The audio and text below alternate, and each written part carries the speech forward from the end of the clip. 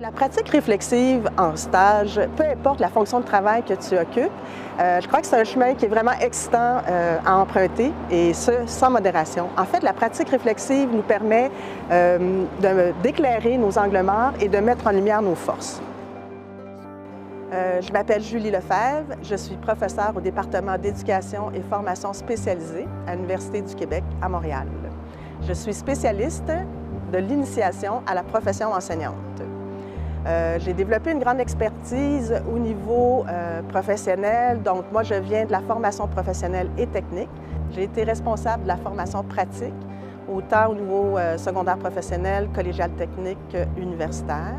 Un jour, j'étais davantage en quête de mon identité professionnelle à titre de Julie, enseignante. Dans le cadre de mes cours universitaires, j'ai suivi un cours qui s'appelle le cours de micro-enseignement, dans lequel on prépare de petites prestations d'enseignement. Donc, on donne la prestation, on observe par la suite, on l'analyse, puis on décide de moyens à mettre en place pour bonifier notre action professionnelle. Et là, j'ai découvert vraiment que la réflexion sur la pratique était d'un grand bénéfice pour la qualité de l'enseignement, donc pour la réussite de mes étudiants. Donc, la première étape, c'est en fait la description d'une situation.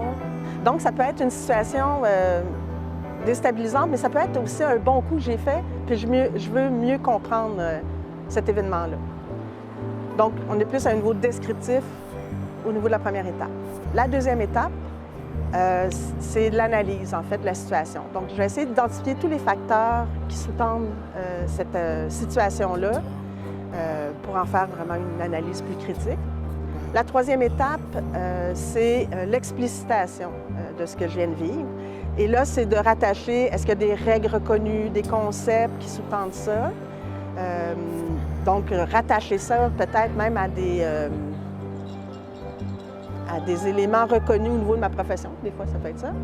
Puis, pour aller vers la quatrième étape, en fait, qui est la planification d'une nouvelle action. Donc, à la lumière de la description que j'ai faite de la situation, l'analyse que j'en ai faite, de mieux comprendre les théories qui sous-tendent cette situation-là, c'est d'en planifier une nouvelle en la bonifiant ou en maintenant aussi le bon coup que j'ai fait, sachant que dans tel contexte, telle condition, ça peut être reproduit.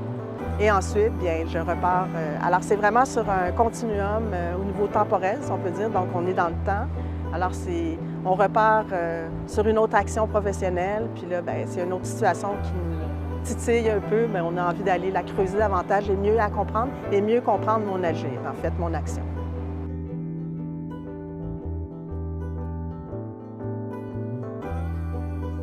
Alors, pour opérationnaliser la démarche réflexive, il y a différents outils que l'on peut utiliser, soit des outils écrits, tels que le journal de bord, par exemple, ou sinon des outils qui utilisent la captation vidéo.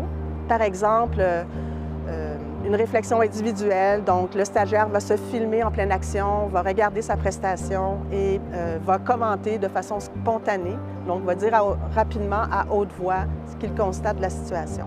Il peut y avoir aussi un autre outil qui utilise la captation vidéo, qui est sous forme d'autoconfrontation simple, donc avec son superviseur de stage, par exemple. Il y a un entretien où le superviseur de stage va aider le stagiaire à faire émerger sa réflexion sur l'action.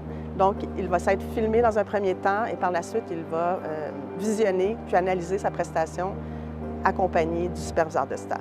Dès le début de la formation, on devrait guider les étudiants à développer leur qualité réflexive, mais pour ce faire, il faut que les enseignants et les superviseurs de stage aient eux-mêmes développé leur propre réflexivité pour être en mesure de bien accompagner leurs étudiants dans cette démarche réflexive.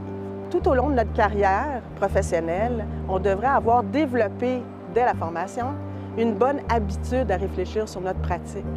Parce que cette bonne habitude-là, en fait, est bénéfique autant pour le monde professionnel dans lequel on œuvre que de façon plus générale dans la communauté. L'élément fort de la pratique réflexive, c'est de réfléchir sur sa pratique d'une façon systématique, mais aussi méthodique. En fait, on réfléchit, tout le monde réfléchit à tous les jours dans notre quotidien, autant au niveau personnel que professionnel. Mais la réflexion n'est pas nécessairement structurée. Donc moi, comme enseignante, au sortir de ma classe, je réfléchis à qu'est-ce que je viens de vivre. Mais si j'ai des outils, puis j'ai une démarche qui est structuré. Ça va aider en fait à garder des traces de cette réflexion-là et à bonifier de façon plus intégrée, je dirais, ma pratique lors d'une prochaine prestation ou une prochaine action professionnelle. Un point de vigilance important qu'il faut avoir dans le cadre des stages concernant la pratique réflexive, c'est particulièrement la relation qu'il y a entre le superviseur de stage et le stagiaire.